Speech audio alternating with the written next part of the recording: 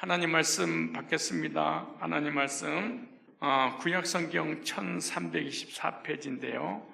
스가랴서 13장 1절 말씀입니다. 다 같이 한 목소리로 읽습니다. 시작. 그날의 죄와 도롱을 씻는 셈이 다윗의 족속과 예루살렘 거민을 위하여 열리리라. 아멘. 다시 한번 읽습니다. 시작. 그 날에 죄와 도롱을 씻는 셈이 다윗의 족속과 예루살렘 거민을 위하여 열리리라. 아멘. 오늘 제목을 그날이 오면이라는 주제인데요. 2026년 7월 20일부터 22일까지 성산 가족 수양회가 있습니다. 그때 스가랴서를 준비를 했는데 스가랴서의 분량이 참 많습니다. 그리고 그때 다 소화한다는 것은 불가능한 일이기 때문에 오늘부터 시작해서 주일 3부 예배 때 그리고 또 수련회 장에 가서 4번, 총 5번, 6번 이렇게 진행을 하려고 합니다. 그리고 오늘 메시지가 왜 중요하냐 그러면은 성경이든 시대적 배경을 이해를 해야만이 나에게 적용되는 것이 어렵지 않고 쉽게 다가올 수 있습니다. 그래서 어떤 개론적인 어떤 배경 설명을 좀 듣고 본론을 이해할 필요가 있다. 그래서 오늘은 배경 설명이기 때문에 좀 어려울 수도 있습니다. 어려운 대로 또 소화를 해서 말씀을 잘 받고 하나라도 깨닫고 적용해서 놀라운 생명의 역사가 미리서 말씀드리면 그날이 오면 이것은 바로 예수님의 초림이 오면 그 말이거든요. 그날이 오면 교회가 세워지면 그 말이거든요. 교회가 세워지면 나에게 그날이 올 거다 그 말이에요. 그것이 예수님의 구속을 통하여 내가 구원받은 그날이 올 것이다. 그 날을 내가 만드는 것이 아니라 주체가 주님이시다. 주님이 그 날을 만드셔서 우리 속에 믿어져서 구원받게 하는 그날이 없으면 인생의 신앙의 방황을 반드시 하게 됩니다. 그때 주님을 만났던 그날을 경험한 적 없이 교회를 다니기 때문에 그리고 그날이 없이 교회를 다니기 때문에 신앙생활을 행복하게 하지 못한 거예요. 그냥 불신자처럼 살아갈 수밖에 없는 것이 예수님이 나를 그날을 경험하도록 예수님의 구속의 그날이 있었고 그날이 나를 위한 거듭나게 한 이 땅에 태어나서 생일이 있었던 것처럼 결혼한 날이 있는 것처럼 내가 주님 만났던 그 날이 있는데 그 날이 오면 어떤 일이 벌어질 것이냐라고 하는 게 이번에 수양의 대주제입니다. 자, 스가랴 13장 1절 다시 보면 그 날에 죄와 도롱을 씻는 셈이 그 날이 되면 죄와 저주와 심판과 사망과 모든 문제를 다 해결하는 셈이 다윗의 족속과 예루살렘 주민을 위하여 열리리라. 셈이 터져서 모든 죄가 씻어지는 사망이 끝나는 영생한 날이 올 것이다. 그 날에 놀라운 일이죠. 여기 중심 주제를 좀 보면 스가랴의 예언은 그 날은 예수 그리스도 안에서 시온이 회복되고 이 시온이 회복된다는 것은 영적인 시온이 회복되는 것이지 육적 시온이 회복되는 게 아니에요. 왜 이것이 명제가 중요하냐 그러면 세대주의 종말론이라든가 이단들은 거의 예루살렘 성전 시온 유대인들의 땅이 유대인들에게 하나님께서 회복시켜 주겠다. 그래서 유대인의 이스라엘 회복의 때를 기다리고 있는데 단 한 번도 2500년 역사 속에 이스라엘 땅이 회복된 적은 한 번도 없고 앞으로도 회복이 안 됩니다. 왜냐? 육적 시온의 회복은 영적 시온의 회복을 그림자로 예표로 주셨는데 그 예표로 주신 걸 모르고 육적 유대인들의 구원을 우리 이방인의 구원하고 구분을 시켜버렸어요. 그래서 이단이 되고 심각한 문제가 일어나게 되는 것입니다. 그래서 그리스도 안에서 시온이 회복되고 성전이 교회로 성취되며 구약 예루살렘 성전이 신약의 예수님의 그날이 오면 교회로 성취가 되며 예언이 성취가 되며 그리고 남은 백성이 예수님의 구속의 보혈로 구원받은 날이 바로 그날이다. 원래 이 안에 세대지를 중심 주제로 놓았겠죠. 그렇기 때문에 이 중심 주제만 머릿속에 딱 가지고 개념을 정해 놓으면 설교가 쉽게 이해가 갑니다. 그러나 중심 주제가 뭔지 모르면 여러분 멍하니 앉아있다가 멍 때리다가 이거라도 고멍이라고 그래요. 멍멍. 목사님만 집중해서 보고 있다가 멍하니 이게 가는 거예요. 그래서 내가 고시니까 고멍, 고시면 멍. 제가 고멍 들었구나. 이렇게. 그래도 고멍도 필요하겠지만 그래도 이 개념 정리를 똑똑한 사람의 특징이 개념을 잘 정리를 하는 거예요. 그래서 그 개념을 정리한 사람은 1시간, 2시간, 3시간 동안 누가 대화를 나눠도 그 주제에서 벗어나지 않아요. 쭉 진행해 나가는 거, 성경 공부가 됐든 설교가 됐든 사람과의 대화를 하든 어떤 이론을 제시하든. 그런데 이 중심 주제가 안 되었으니까 막 이 모든 설교라든가 성경 공부라든가 대화라든가의 내용이 다 흩어져 있었어요. 이게 심각한 문제입니다. 자, 목적이 뭐냐? 성도들이 스가랴의 그날이 예수님의 십자가와 교회 안에서 성취되었음을 깨닫고, 뭐가 되었음을? 성취가 이미 됐다는 것을 깨닫고 시온의 백성답게 복음만에 굳게 서야 된다. 그래서 여러분들은 이 말씀을 듣고 돌아서면 예수님의 구속이 성취됨으로 내가 믿어서 구원받아서 나는 시온 백성이구나, 하나님의 백성이구나 라는 확신을 가지고 누리는 데 목적이 있습니다. 이스라엘 포로 귀환 시대 역사를 좀 볼 필요가 있습니다. 자, 이 주전 605년경에 바벨론 1차 침공을 합니다. 그러니까 스가랴서 1장을 읽을 때는 이 배경이 있어야 됩니다. 근데 이 배경 없이 읽어버리게 되면은 좀 헷갈리고 나하고 무슨 관계가 있겠는가 라고 할 수가 있어요. 그래서 알 필요가 있는데 이 연도를 보면은 주전 597년경 바벨론 1차, 2차 포로를 끌려갑니다. 그리고 주전 586년에 유다가 멸망을 하게 됩니다. 그리고 주전 539년에 바벨론이 이제 페르시아 고레스 왕에 의해서 멸망을 당하게 되죠. 그리고 주전 538년에 고레스 칙령이 일어납니다. 이스라엘 백성 유대인들은 고향으로 돌아가라. 그리고 모든 금은 부화를 그들에게 주어서 술법의 성전을 재건하게 하라라고 고레스 왕이 칙령 내린 때가 538년 주전입니다. 주전 538년부터 537년경에 스룹바벨과 여호수아가 1차 포로로 있다가 귀환을 하게 됩니다. 그리고 주전 536년경에 성전 재건이 시작이 됩니다. 그러나 같은 민족들에 의해서 온갖 박해와 모함에 의해서 16년간 중단이 되게 됩니다. 밖에서 중단시키는 것이 아니라 교회 안에서 내부적인 부정적인 사람에 의해서 교회가 문을 닫게 되는, 성전을 닫게 되는 그런 일이 벌어지게 되죠. 그리고 주전 520년 경에 학계와 우리가 잘 아는 사람들이라는 스가랴 귀환으로 성전 재건을 다시 시작할 때가 학계 선지자와 스가랴 동시대의 사람들입니다. 그리고 주전 516년에 수룹바벨 성전이 완공이 되게 됩니다.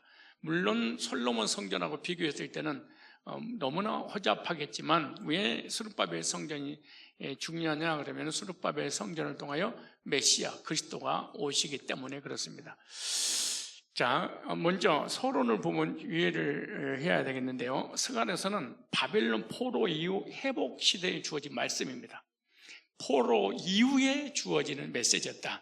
포로 전에 주어진 메시지는 이사야라든가 에레미야에 예언됐고, 그리고 포로 70년이 끝나고 돌아올 때가 됐을 때는 바로 스가랴서라든가 학개서라든가 이런 내용입니다. 그래서 유다는 바벨론에게서 멸망을 당합니다. 주전 605년경 바벨론 1차 침공이 있었고요. 주전 597년경 2차 포로가 있었고, 주전 586년경에 예루살렘 성전이 무너집니다. 그리고 다윗 왕국은 무너지고 백성들은 포로로 끌려가게 되죠. 그래서 성전이 무너졌어요. 제사가 드려지지 않아요. 예배가 없어요. 희생제물이 없어요. 구원받은 사람이 없어요. 하나님 관계가 완전히 차단될 때가 바로 예루살렘 성전이 무너질 때입니다. 그러니까 하나의 건물이 무너졌다 그렇게 생각하지 말고 우리처럼 예배 자리가 없어진 거죠. 구원 상담할 수 있는 제사장이 없는 거죠. 구원 상담하는 목회자가 사라져버린 시대가 된 거죠. 그러니까 복음을 전해서 죄산받고 하나님 관계가 회복되어지는 이런 모든 통로가 다 차단되니까 어떻게 되겠어요? 그래서 다윗 왕국은 무너지고 백성들은 바벨론의 포로로 끌려가게 되는데, 이때 이스라엘 나라의 성전과 예배의 중심을 완전히 잃어버렸습니다. 핵심이 뭐냐? 포로의 고통은 정치적 패배가 아니라 성전과 예배와 언약 공동체가 무너져 버렸다. 하나님께서 주신 성전에서 희생 제사를 드려서 죄 사함받고 하나님 관계가 회복되어지는 이런 하나님의 언약 공동체, 즉 메시아의 그 역사하심의 줄기가 끊어져 버린 상태였다. 그러니까 타락은 두 가지가 있는데, 영적인 타락과 도덕적인 타락이 있는데, 이 영적인 타락으로 인해서 도덕적인 타락이 와버린 거죠. 그래서 하나님은 70년 포로 후에 다시 회복을 시작합니다. 하나님은 바벨론 포로 70년을 말씀하셨는데, 에레미야 25장 11절로 12절에 보면 이 온 땅이 황폐하여 놀림이 될 것이며, 그러니까 아직 바벨론 느부갓네살 왕에 의해서 지금 점령을 당하기 전에 에레미야 선지자를 통해서 그렇게 될 거라고 예언하시는 그런 말씀이고, 이 예언의 메시지를 선포하고 있는 거죠. 70년 동안 바벨론 왕을 섬기려. 왜냐? 이들이 우상숭배하고 하나님을 떠나고 불순종하고 불신앙을 했기 때문에 징계로 바벨론 포로로 끌려가게 하죠. 그런데 이렇게 하나님께서 자비롭게 말씀 좀 해주셨습니다. 너희들이 잘못했으니까 매를 맞아야 되는데 70년 동안 그냥 잘 버티면은 느부갓네살 왕이 너희를 괴롭히지 않을 거야. 그러니까 그들이 혹시 쳐들어오거든 항복을 하고 그냥 순수하게 끌려가서 70년만 차면 건강한 몸으로 돌아오게 할 거야. 그러니까 인본주의 쓰지 마라 이렇게 말씀하셨죠. 그런데 이스라엘 백성들이 애굽의 그 강대국의 힘을 빌려서 연합군을 형성해서 바벨론을 쳐들으니까 전쟁을 일으키게 됐죠. 그러므로 인해서 완전히 이스라엘 도와줬던 애굽도 망하고 이스라엘도 망하게, 히드기 왕은 눈물이 뽑혀서 끌려가고 막 이런 일이 벌어졌잖아요. 그래서 예레미야가 울면서 그냥 항복해라 그렇게 말씀하는 거예요. 마찬가지로 우리에게 여러 가지 삶의 고난이 오면 막 몸부림치고 발버둥치면서 무엇인가 해결하려고 말고, 하나님이 징계의 기간이구나, 뭔가 문제가 터지고 사건이 터지고 내 뜻대로 안 되는 것은 나를 구원받게 하려고 그러는구나, 하나님이 무슨 섭리가 있으시구나, 그걸 기다려야 되는데 막 설치거나 돈 막 뿌리거나 해결하려면 할수록 더 큰 문제가 터진다는 사실을 명심하셔야 됩니다. 이렇게 나오잖아요. 하나님 백성이 하나님 백성답게 살지 못하니까 너는 바벨론을 섬기게 될 거야 라고 하죠. 나 여호와가 말하노라. 그런데 보세요, 놀라운 회복의 역사를 말씀하죠. 그러니까 하나님 징계 끝에는 회복이 있는데 70년이 마치면 정확하게 날짜 실제로 70년이에요. 숫자적 70년이에요. 내가 바벨론 왕과 그 나라와 갈대아인의 땅을 그 쥐약으로 인하여 벌하여. 그러니까 바벨론은 부지갱이로 하나님 백성들을 훈련시키는데 막대기로 쓰실 뿐이에요.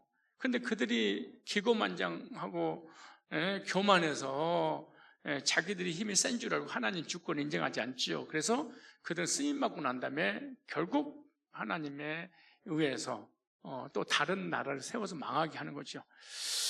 그래서 주전 539년 바벨론이 메데파사 페르시 왕, 지금으로 얘기한다면 이란이라고 하는 나라가요 대단한 나라였습니다. 그때도 그래서 이란의 왕 고레스 왕에 의해서 정복됐는데, 고레스 왕 역시 이사야서 44장 45장에 보면은 고레스 왕에 의해서 바벨론에 끌려갔던 이스라엘 백성들을 포로해서 해방시켜 줄 거야. 그러니까 여러분, 사람을 놓치면 안 돼. 절대 사람은 관계가 비틀어지면 그건 저주입니다. 그 저주받는 짓거리 하는 거예요. 그리고 교만해서도 안 되고 열등감을 가져서 안 되는 이유가 뭐냐면, 하나님은 사람을 등용해서 그 사람에게 징계라든 복을 내리시든 하거든. 근데 사람을 다 놓쳐버리니까 교만해서 그러거든. 여기 나오잖아요. 그때 이 고레스 왕은 불신자잖아요. 불신자에 의해서 하나님이 회복시켜 주신, 불신자를 들어서 나의 문제를 해결해 줄 때가 있다 그 말이에요. 그래, 불신자는 마귀의 자녀다 그래가지고 막 우습게 보고, 불신자는 불신자 중에 마귀의 자녀야. 그러니까 539년 바벨론이 페르시아 바사 왕 고레스에 의해서 정복됐는데, 그게 이사야서 45장 1절로 5절에 나오죠. 근데 이 고레스 왕이 바벨론에 쳐들어가서 바벨론을 무너뜨리고 전 세계를 정복할 것을 자기도 몰랐어요. 하나님이 자기를 쓰고 있는지도 몰랐어요. 나중에 다니엘을 통해서 하나님 나를 쓰셨구나, 그러고 이제 회복이 되죠. 그래서 주전 538년에 고레스가 유다 백성의 귀향과 성전 재건을 허락하게 되죠. 정복하고 난 이후에 주전 538년부터 537년경 스룹바벨과 여호수아를 중심으로 1차 기한이 이루어졌고, 1차 기한 때 스룹바벨 성전을 짓기 시작을 했죠. 주전 536년경 예루살렘 성전 재건을 시작을 합니다. 핵심이 뭐냐? 하나님은 정하신 때가 되자 포로된 백성을 다시 시온으로 돌아오게 하셨다.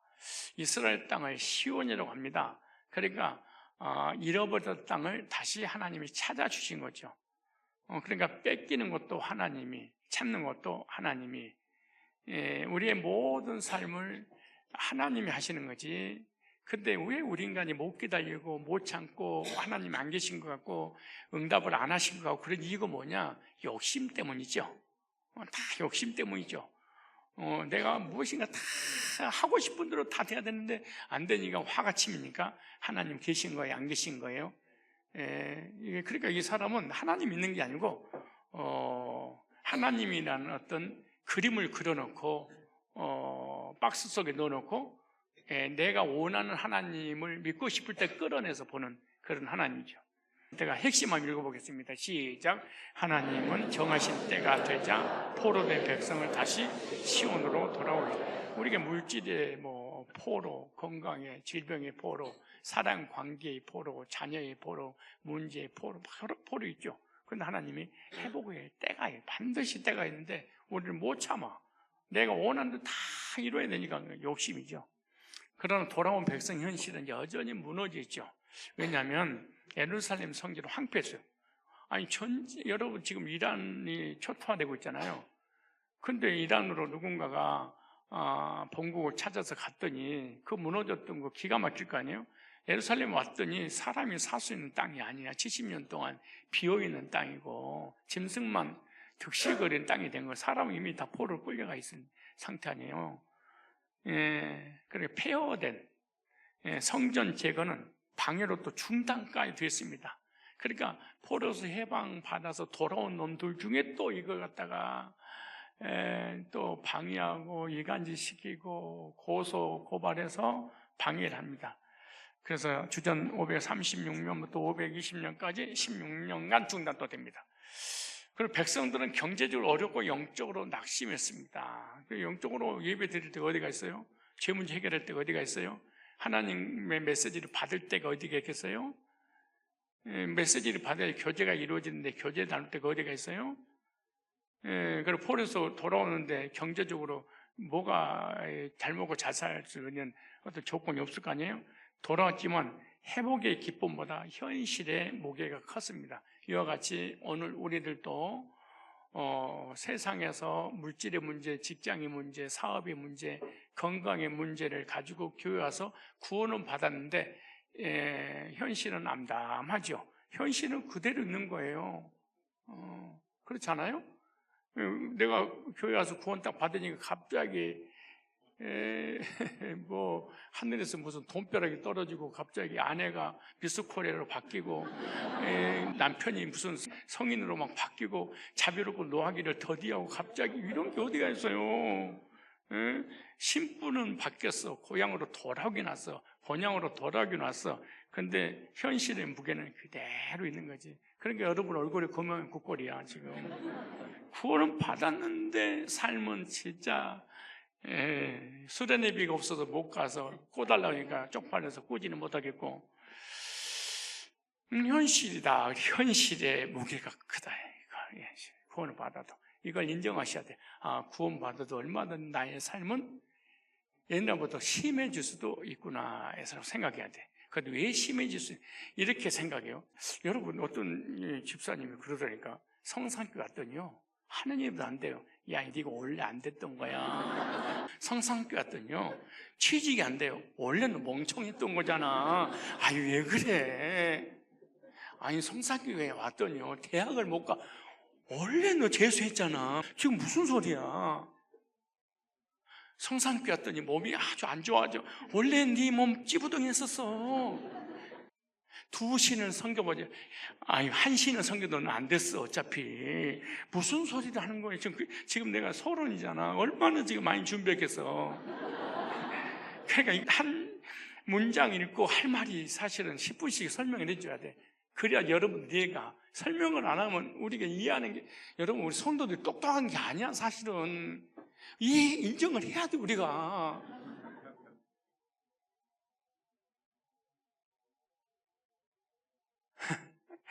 아니 그러니까 성도를 목회자가 내가 개척할 때는 성도를 과대평가할 때 내가 망했어. 정말로 과대평가하니까 칠판에다가 얼마나 써댔는지. 5년하고 10년하고 나이 돈노, 유 돈노, 합의 돈노, 도통노, 너도 몰라 나도 몰라 그냥 책만 열심히 기록해놨지 아는 거 한 개도 없는 거야. 그래서 내가 칠판 강의를 딱 준다는 거야. 나 목사인 줄 아는 거야. 내가 개념을 정리해서 가르치면 성도들도 금방 다 알겠구나 그런 거야. 아니야, 그게 자세히 알려주지 않는 이상은 절대로 알 길이 없구나. 그래서 내가 과소평가하자. 그래서 내가 한절한 이해를 시키는 거야. 똑똑한 척하기는 절대로 성도들이 더 중요한 거, 대졸 나오고 박사 학위를 받고 머리가 좋다 더 몰라. 진짜 몰라. 근데 할머니 할아버지 저기 깜빡깜빡 돌도 왔다 갔다 하시는 할머니 계시잖아요. 다 알아들어. 얘들 초등학교들도 알아들어. 근데 똑똑한 사람, 왜냐? 눈으로 봐도 보지 못하고 귀로 들어도 듣지 못하리라. 성령이 역사하지 않으면 절대로 성경도 안 열리고 설교도 안 들려. 성령이 안 도와주면. 성령이 언제 도와주냐? 자세히 풀어줄 때. 누가복음 24절 그러잖아요. 성경을 자세히 주님 풀어줄 때 우리 마음이 뜨겁지 아니하더냐 그러잖아. 이걸 그게 1년 해야 원래는. 그래서 하나님은 학교와 스가랴 하나님의 선지자 하나님 종을 보내시는 거야. 위로하고 격려하고 비전을 제시하고 해서 하나님의 사람을 딱 세우는 거예요. 여기 핵심 뭘까요? 귀하는 시작이었고 참된 회복은 말씀으로 다시 세워지는 것이죠. 왜냐? 학계와 스가랴가 전해진 메시지를 통하여 영적 건축이 이루어져야만이 힘을 얻고 육적 성전 재건이 가능하거든요. 우리가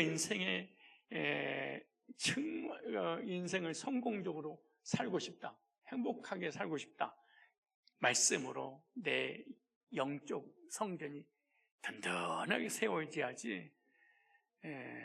근데 육적인 것만 세워지려고 교회를 다니면서 복을 빌면 반드시 나중에 망해요. 자, 그래서 스가랴는 주전 526경 회복의 메시지 전합니다.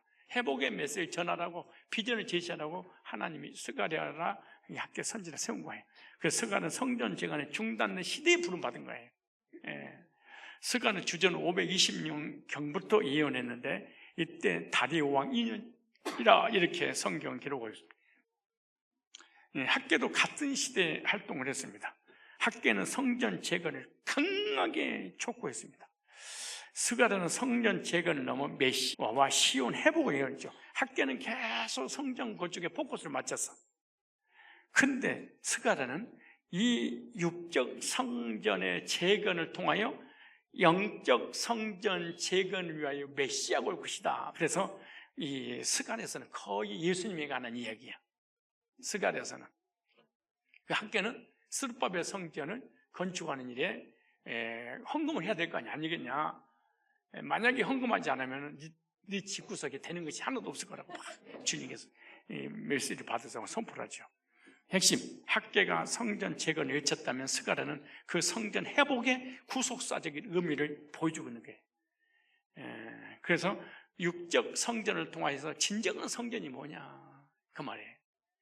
육적 성전 스룹바벨 보이는 성전을 통하여 보이지 않는 교회가 뭐냐, 바로 그날이 오면 예수님을 통하여 영적 성전이 회복될 거야 라고 이 두 가지를 학계 선지자하고 스가랴 선지자가 전하는 메시지예요. 그래서 스룹바벨 성전은 주전 516년경에 완공된 스룹바벨은 성전 재건의 지도자였습니다. 그리고 대제사장 여호수아는 제사장적 회복을 상징했습니다. 그래서 주전 520년경 성전 재건이 다시 시작됩니다. 그리고 주전 516년경 제2성전, 곧 솔로몬 성전 이어서 스룹바벨 성전인데 스룹바벨 성전이 완공이 됩니다. 이 성전은 최종 성취가 아니라 장차 오실 예수 그리스도와 교회를 보여주는 거예요. 그래서 하나님께서 시온을 회복시킬 거야? 그럼 진정한 영적 시온이 뭐냐? 바로 예수님이 오셔서 그 날을 만들 것이고, 그 날 완성이 되면, 십자가 구속이 완성이 되면 우리에게 그 날을 줄 건데, 그 날이 단번에 죄 씻음 받고 의롭게 돼서 구원받고 하나님이 돼서 영적 성전이 될 거야 라고 구속사를 쫙 보여준 게 바로 스가랴서예요. 핵심, 시작. 스룹바벨 성전은 돌로 지은 성전이었지만 의미는 예수님 안에 세워질 영적 성전을 바라보게 했다. 육적 성전을 통해서 영적 성전을 세우실 주님을 바라보도록 한 게 스룹바벨 성전이었다. 그래서 스가랴의 예언은 예수님의 초림으로 실제로 성취가 됩니다.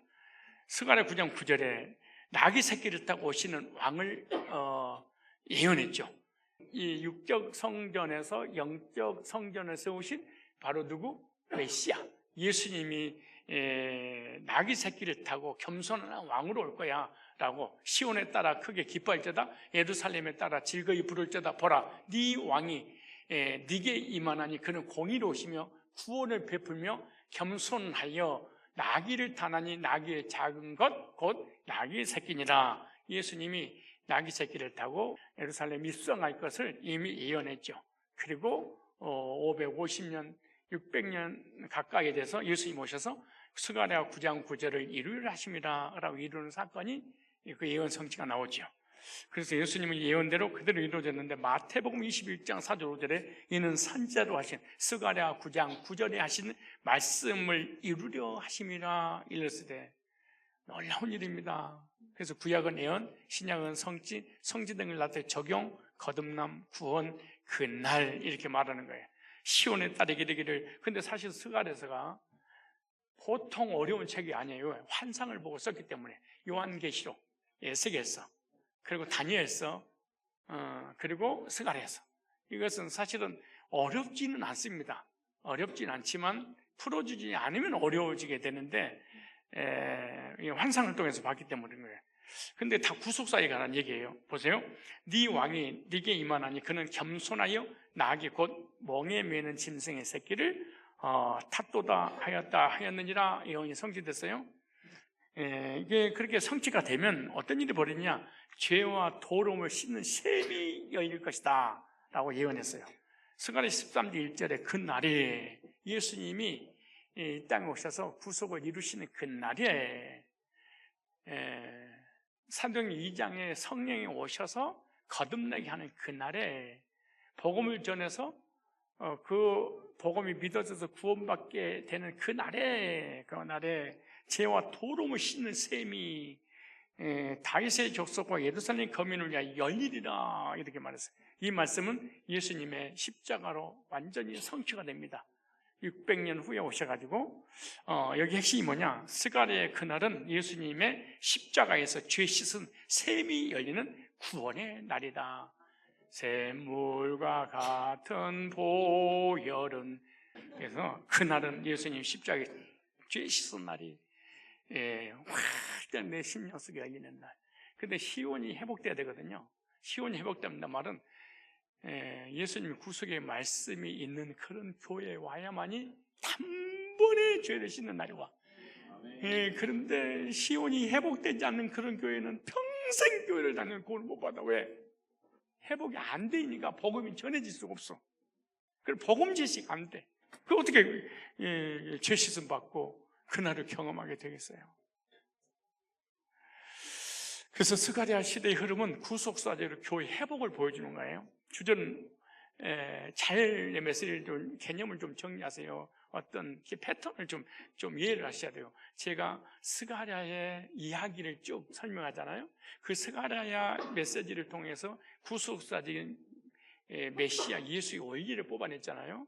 그 원리를 통해서 오늘 나의 교회에게 적용했잖아요. 그러니까 이런 목사님이 이런 구도를, 이런 패턴을 가지고 메시지를 전개 나가는구나, 그렇게 생각하면은 메시지가 흩어지지 않아.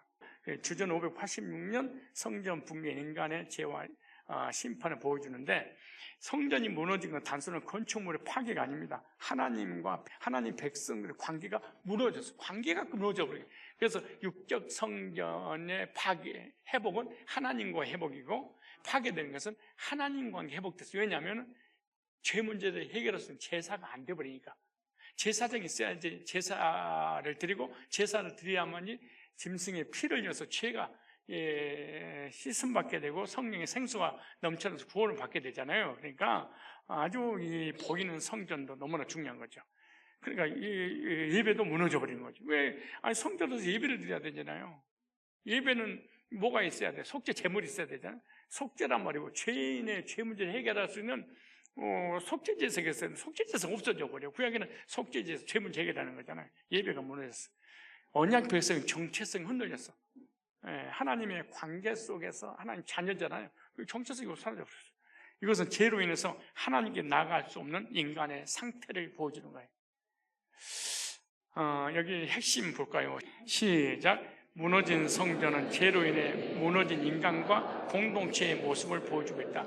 그러니까 하나님과의 관계, 내 자신과의 관계, 사람과의 관계, 그러니까 하나님 관계가 회복이 안 되면 공동체 안에 못 들어와. 참 이게 얼마나 신비로운 세계인지 몰라. 무슨 말이냐? 예수님의 그날을 우리에게 주셨는데, 그날을 통해 개인적인 그날을 경험하지 못했어. 그 개인적인 그날을 경험하지만 공동체 안에서 거기는 이 교제권이 안 이루어져 그래요. 왜? 그날을 경험한 사람만 교제가 가능하거든. 나는 교제 잘하는데요, 그건 인간성이 좋아서 그래. 근데 교제 잘되는 와도 교제 내용은 세속적인 거지. 왜? 그날에 만났던 주님을 이야기를 할 수는 없어. 그러니까 교제만 딱 들어봐도 우리는 그만 알아. 구원 받았는지 안 받았는지 얼마 정도 아니야? 99%는 알아요. 아니구나. 그럼 우리는 아니네요. 절대 그러지 않아. 나가니까 기다리지. 우리 이 정도 성숙한 성도들이야. 이번에 수양에 가서도 우리는 얼마든지 알고 있으면서도 기도하면서 기다려줄 수 있어. 지금도 누군가가 우리를 기다려줬기 때문에 오늘 그날을 경험할 수 있었던 것인 것처럼 우리도 누군가를 기다려줄 필요가 있어. 예를 들어서 교회 오자마자 막 방언하고 막 하는 수 있잖아요. 기다려. 근데 너 어디 가가지고 우리 목사님 방언 싫어해. 내가 언제 싫어해? 아니 참나, 내가 안 하는 거지. 아니 나는 참 성도들 웃겨. 아니 자기들이 막 때를 쓰고 울어 그러고 목사님 뭐 혼나. 내가 왜 혼내? 아니 내가 얘들 혼내는 거야? 왜 내가 혼내는 목사님으로 얘들 주입을 시켜? 그럼 내가 왜 내가 방언해? 언제 내가 못하겠어? 기다려. 따라합시다. 인사하세요. 기다려줄게. 시작. 기다려. 별짓을 다 해도 6개월만 기다려봐. 밖에서 들어온 사람들은 나름 일단 외부에서 출입하셨다. 그럼 보통이 아니구나 생각해야 돼. 한 가닥 했었고 다 재정부장하고요, 여전도 회장하고요, 성경부 간사하고 리더급들이 온 거야. 그러니까 뭐 하라고 설치고 놔두고 없어. 그냥 놔둬. 기다려. 6개월, 1년만 더 기다려. 그냥 스스로 알아서 안녕하세요. 그래. 스스로 뭔가 하려고 하다가 스스로 여기는 아니네. 설칠 곳이 아니네. 자기 스스로 알아서 하는 걸 제발 따지고 싸우지 마라. 그냥 시작. 기다려. 그날이 오도록 기다려. 내 목회 30년 노아에 나도 구원받고 난 다음에 얼마나 미쳤는지. 구원받았어요? 목사님 못 받았어요? 알고 보니 나 혼자밖에 없어. 다 끊어져버리고. 왜 그러냐면 나 기분 나빠서 나하고 말하고 싶지 않대. 내가 신앙이 끈인데 내가 30년 내가 신앙을 하고 내가 말이야, 내가 장로고 내가 개척을 했던 사람이고 내가 보통 성경을 몇 독을 했는데, 그러니까 밖에서 들어오면요 놔둬야 돼. 막 설쳐도 놔둬야 돼. 우리 인내가 필요해. 믿음이 필요해. 기다림이 필요해. 한 영혼을 기다려줘야 돼. 그거 아니야? 안 돼. 아니라고 아무리 얘기해도 소용없어. 울어도 소용없어. 안 바뀌는 거야. 때가 되면 이거 봐라. 다르네. 이런 날이 와야 돼. 자, 그리고 스가랴 시대 흐름 구속사적으로 교회를 회복을 보여주는데, 주전 538년 포로 귀환은 하나님 은혜로운 부르심을 보여줍니다. 백성은 스스로 돌아올 수 없죠. 그 강대국 바벨론 포로에서 어떻게 스스로 독립운동한다고 나올 문제가 아니에요. 겨단으로 바위 깨는 격이 되기 때문에 하나님이 고레스 왕을 움직였습니다. 페르시아 그 먼 나라에서 쳐들어와서 함락을 시켰죠. 그것도 예언 다 됐죠. 하나님이 다 너희들을 구원하기 위해서 돌아오게 하려고 하신 것이다. 그래서 하나님은 포로의 문을 여셨습니다. 하나님이 시온으로 돌아오게 하셨죠. 이것은 복음으로 자기 백성 부르신 하나님의 은혜를 예표하고 있는 거예요.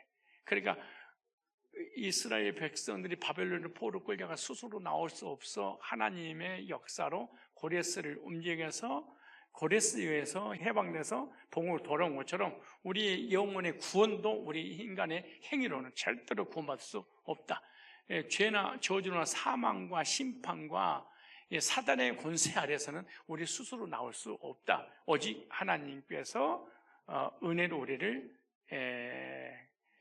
구원해 주셔야만이 구원받을 수 있다. 이것을 보여주고 있는 거죠. 자, 핵심 시작. 구원은 사람이 올라가는 것이 아니라 하나님이 불러내시는 은혜이다. 구원을 우리 스스로 이루어져야 되겠다. 이것은 알미니안주의들의 구원입니다. 이건 종교라고 합니다. 그래도 기독교는 하나님 우리에게 찾아오셨습니다. 찾아오신 거죠. 그래서 우리가 여러분, 교회도 여러분이 선택한 게 아니에요. 하나님이 교회를 선택하도록 인도하신 거예요. 두 가지를 우리 인간이 선택을 못합니다. 하나는 우리 엄마 아빠를 내가 선택을 못해. 내가 이 엄마하고 이 아빠하고 결혼시켜서 내가 나와야지. 없어. 절대 그럴 수 없어요. 일방적인 부모님에 의해서 구원도 마찬가지예요. 우리 스스로 구원받을 수 없어. 또 하나, 교회를 선택하는 것도 우리 힘으로 안 돼. 안 되는 거예요.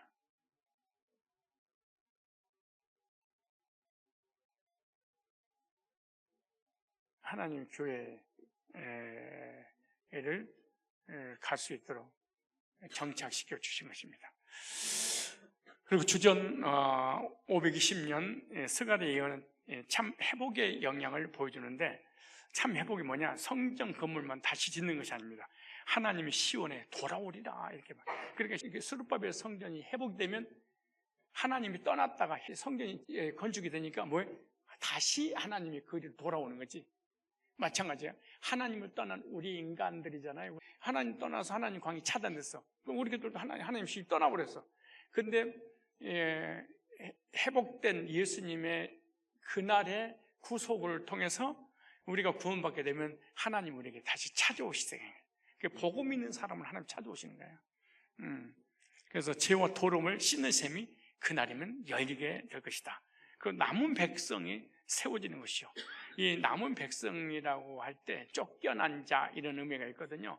교회에서 쫓겨나고 목사한테 쫓겨나고 이단에서 나오고 이걸 다 쫓겨낸 자 남은 무리다 그래요. 이 구루터기라 이렇게 말하거든요. 그래서 남은 백성이 그러니까 버림받고 소외당하고 이런 사람들이 복음을 듣고 죄 씻음 받고 하나님께 돌아오게 되는, 그래서 예수 그리스도의 보혈로 교회가 세워지는 것을 의미하고 있다. 교회가 세워지면 회복된 그 교회에서 복음을 듣고 단번에 거듭나서 그 날을 경험하게 될 것이다. 그렇게 말해요.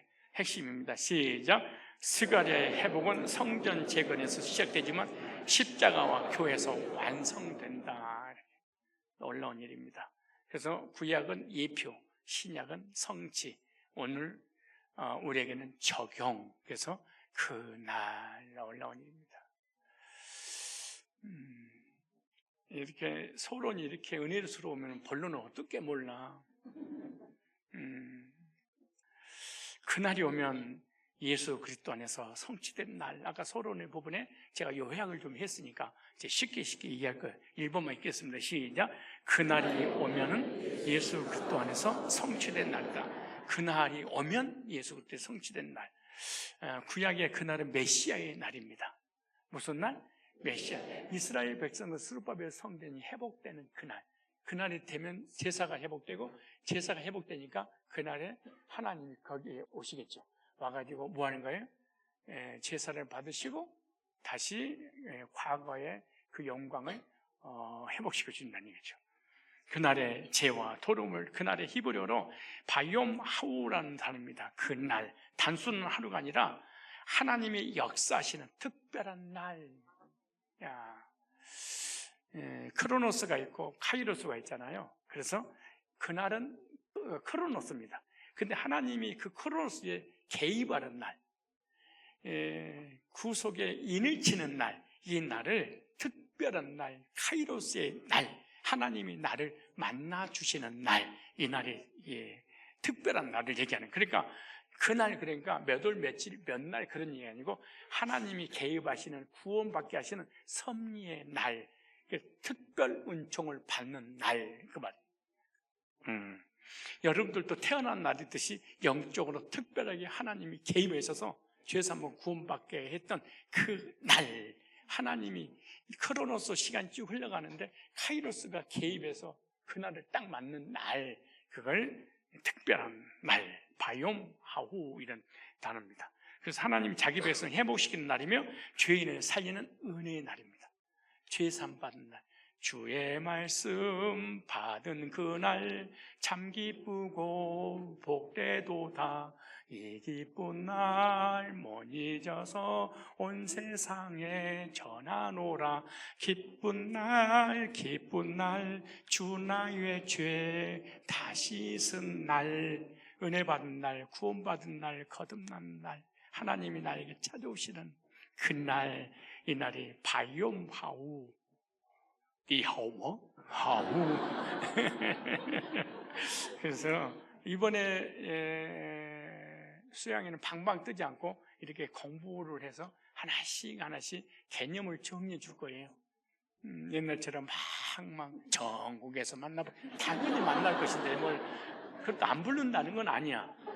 하지만 유별나게 안 하고 그냥 경건하게 인격적으로 말씀이 내게 찾아오도록 그렇게 하겠습니다.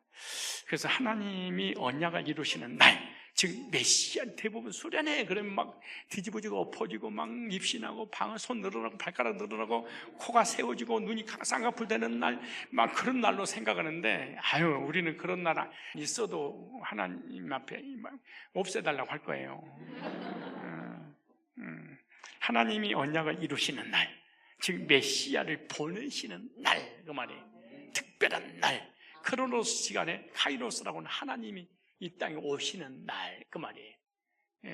베르시트 바라 엘로힘 할 때 무한한 그 무한한 시간이 유한한 시간으로 베이트 시간으로 들어서 오시는 그날이야. 근데 하나님의 시간이 인간의 시간 속에 들어오는 날, 태초 그런 뜻이야 이게. 이것이 바로 예수님이 오시는 그날. 자, 핵심 시작. 그 날은 하나님이 자기 백성을 구원하기 위하여 정하신 메시아의 날. 다시 얘기합니다. 보이는 성전을 통하여 보이지 않는 성전이 세워지는 그날, 메시아가 오시는 구약의 예언이 성취한 날. 자, 그 날은 죄 씻는 셈이 확 열리는. 그래서 그 날을 경험하게 해주는 그런 교회가 반드시 복음을 들어요. 복음을 들으면 죄 사먹고 오르게 돼서 거듭나서 구원의 확신을 딱 갖게 하는. 내 인생에도 카이로스가 있었구나. 나는 계속 크로노스의 시간을 가는 줄 알았는데 카이로스가 내 인생의 시간표 속에 들어오셔서 의미 있는 삶을 살게 하시는구나 라는 일을 간증하는 그런 날을 만들게 뭐냐, 그게 바로 시온이 회복되는 교회에게 그날의 죄와 더러움을 씻는 셈이, 그리고 언제와 자범죄 그 더러운 것이 씻어지는 날, 예수님의 보혈로 인간의 죄로 인해서 하나님과 단절됐잖아요. 죄인은 스스로 죄를 씻었고 하나님께 나아갈 수도 없어. 뭐 때문에? 죄 때문에 하나님께 나갈 수가 없어. 하나님 관계가 차단됐어. 그래서 이 땅에서도 저주받고 내세에서 지옥 가야 돼. 근데 하나님께서 친히 셈을 여셔야만이 우리가 구원받을 수가 있는데, 그 셈은 종교도 인간의 선행도 아닌 예수 그리스도의 보혈의 구속의 셈입니다. 인간의 선행으로, 율법의 행위로, 어떤 인간이만 종교로도 안 됩니다. 십자가이신 그 보혈의 셈이 우리 죄를 씻어서 정하게 하십니다. 핵심입니다. 시작. 그날은 죄와 도롱을 씻는 보혈의 셈이 열리는 날. 내 주의 보혈은 정하고 정하다. 이 셈의 죄를 씻으면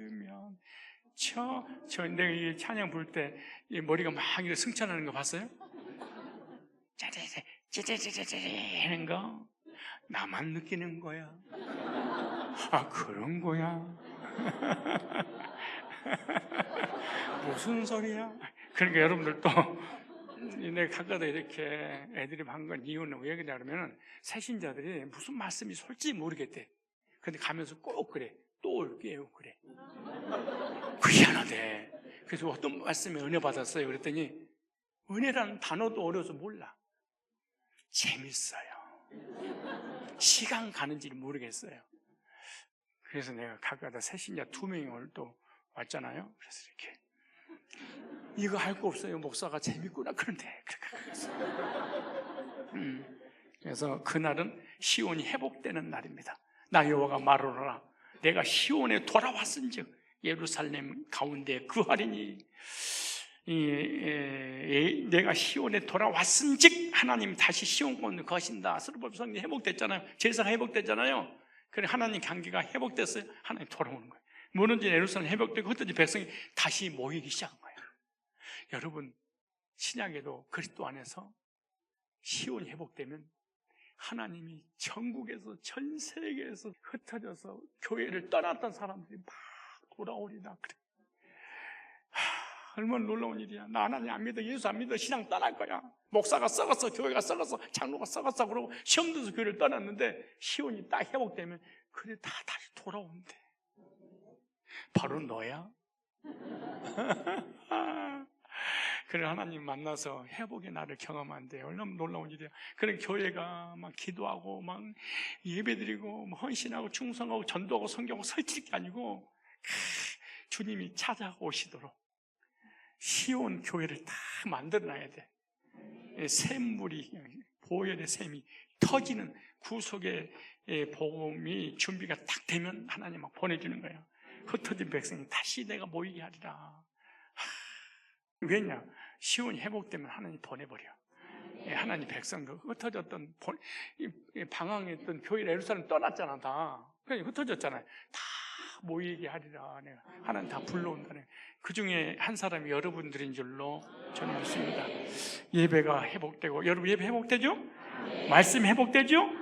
하나님 임재가 회복되죠? 예배 때마다 이런 역사 일어나. 예배가 너무너무 꿀 같아. 옛날에 예배 드리는 거 지겨워서 간신히 갔는데, 또 예배 시간에 말씀 받으면 조이고 뭔 말인지도 모르고, 근데 말씀 회복대 속에서 하나님 임재를 느껴서 은혜 받고 돌아갑니다. 그리고 들어올 때는 무거운 짐을 가지고 왔는데 하나님 임재를 다 경험하니까 기쁘고 즐겁고 아무것도 없는데 마음 평안하고 이렇게 되던가요? 그날이 오면. 난 옛날에 전도하고 싶어서 막 전도하잖아요. 내가 전도해서 내 교회를 못 데리고 가겠더라고. 내가 전도를 했는데 우리 교회를 다니는 교회에 데려다 주지 않고 다른 교회를 데려다 주고, 왜? 책임을 질 것 같지 못하는 거예요. 회복이 안 될 것 같으니까. 여러분 걱정하지 마시고 데리고 오세요. 이제 신약에서는 그 회복을 그대로 성취가 됩니다. 그래서 핵심이 뭐냐? 그날은 하나님이 시온 가운데 다시 거하시는 회복의 날입니다. 예수님을 통해서 시온이 회복됐어요. 회복된 그 구속의 복음이 교회에 있어요. 그러면 하나님이 오시는 거예요. 이런 오시면 어떻게 되냐? 예배가 회복되고 말씀이 회복되고 하나님 임재를 경험하게 되고 은혜 받는 날. 그날은 예수님 십자가에서 실제로 성취가 됩니다. 스가랴 3장 9절에 보세요. 만군의 여호와가 말하노 내가 너 여호수 앞에 세운 돌을 보라. 한 돌에 7 눈이 있느니라. 내가 새길 것 새기며 이 땅의 지역을 하루에 짜리라. 그날이 오면 복음이 선포되면 한 방에 그냥 단번에 영원히 온전히 거듭나게 되리라. 그 땅의 죄악을, 우리가 지은 온죄와 자범죄를, 과거의 죄를 하루에 다 이뤘다 대제사장 선포한 것처럼 우리 죄를 단번에. 그런데 그 나를 경험하게 해주지 않는, 시온이 회복되지 않는 그런 교회는 점진적 구원 외칩니다. 천국 가봐야 되고 율법을 지켜야 되고 내가 회개해야 되고 노력을 해야 됩니다. 그런데 그 나를 주시는 그 시온이 회복되면 단번에 죄 문제가 회개되는 복음을 듣고 구원받아요. 인간의 죄는 짐승의 피로 완전히 해결할 수 구약은 없었습니다. 율법도 인간을 완전하게 하지 못해서 히브리서 10장 이하에 그러죠. 그래서 하나님은 세상 죄를 지고 가는 하나님의 어린 양으로 자기 아들을 세상에 보내주셨죠. 요한복음 1장 29절에. 그래서 예수님 십자가에서 우리 죄를 대신 담당하여 단번에 영원한 속죄를 이루셨다, 이렇게 말합니다. 그래서 핵심이 뭐냐? 예수님은 죄악을 하루에 제거하시는 참 속죄 제물로 오셨다. 그날이 오면, 카이로스의 날이 오면 예수님께서 십자가에서 단번에 다 이루실 것이다. 이루셨다는 그 성취의 메시지 전하면 하루에 죄가 싹 사라지는 것이 단번에 사라지게 될 것이다. 그래서 그날은 십자가에서 완성이 됐는데, 요한복음 19장 3절에 어떻게 완성됐느냐? 자, 요한복음 19장 3, 4절에 그중 한 군병이 창으로 옆구리를 찌르니 곧 피와 물이 나오니라. 그 창을 보관했던 그 교회도 갔다 왔습니다. 이거는 다디오가 아르메니아에 선교하러 오면서 그 창을 가지고 온 것을 한동안 보관해 있었던 그런 교회가 있었는데요. 거기도 가서 사진 찍고 그랬는데, 그중 한 군병이 창으로 옆구리를 찌르니 곧 피와 물이 나오니라. 십자가에서 죄 씻는 샘이 열리는 것이 옆구리에 창이 찔릴 때 피가 나오는 원죄 문제 해결하는, 사망의 문제 해결하는. 그래서 피는 속죄를, 물은 생명을 말하죠. 그래서 예수님 보혈이 죄를 씻고 예수님의 생명은 죽은 영을 살립니다. 갈보리 언덕에서 생명의 샘이 터져 나왔습니다. 옆구리를 찌르니 물과 피가 나오니라. 그래서 스가랴의 예언이 십자가에서 그대로 성취가 됐는데, 그 말씀이 요한복음 19장 34절입니다. 시작. 갈보리 십자가는 바로 죄와 도름을 씻는 생명의 샘이 열릴 자리다. 누구를 통하여? 구약이 예언됐고 신약 예수님이 성취했고, 성취된 것을 하나님의 택자들을 흩어져 있는데 시온교회에 와서 복음을 듣고 이렇게 죄수님 받게 될 것이다. 예, 그날은 예수님 십자가에 성취된 에베소 1장 7절에 그게 우리에게 적용하면 예수님 보혈은 완전한 구원을 이루셨습니다. 우리가 그리스도 안에서 그의 은혜의 풍성함을 따라 그의 피로 말미암아 구속고 죄 사함을 받았으니 죄가 하루에 단번에 씻게 될 것이다. 왜냐? 예수님이 해결해 놓은 것이기 때문에. 그래서 속량 값을 치르고 건져내는 것인데, 즉 예수님은 자기 피 값으로 우리를 사셨다. 우리의 죄를 대신 짊어지고 십자가 피를 흘리심으로 그 피로 우리의 죄를 속한 것이죠. 그래서 죄의 값은 사망인데 예수님이 죄인이 우리를 위해서 대신 죽으셨습니다. 그래서 예수님 피가 정죄를 끝냈습니다. 예수님 피가 하나님과 화목하게 해 주셨습니다. 그래서 예수님 보혈은 죄인을 완전히 속량하는 하나님의 뭐다? 능력이 됩니다. 주의 보혈 능력이 또다. 주의 피 믿으오. 찬송과 가사의 내용이 구원받은 성도들이 지었던 구속의 은혜의 찬양이잖아요. 그날의 은혜는 오늘 교회 안에서 흘러가고 있습니다. 구약에 예언됐던 그 샘솟던 피곤새가 예수님이 그대로 성취되지 억울해서 피 한 모을 낭장에 쏟아냈어요. 근데 그것이 어디서 흐르냐? 교회에서 흐르고 있다. 교회는 예수님 보혈을 전하는 곳입니다. 도덕이나 윤리나 세상이나 정치를 얘기하는 게 아니에요. 예수님의 구속의 보혈을 전해서 죄산 받고 구원받게 하는 곳입니다.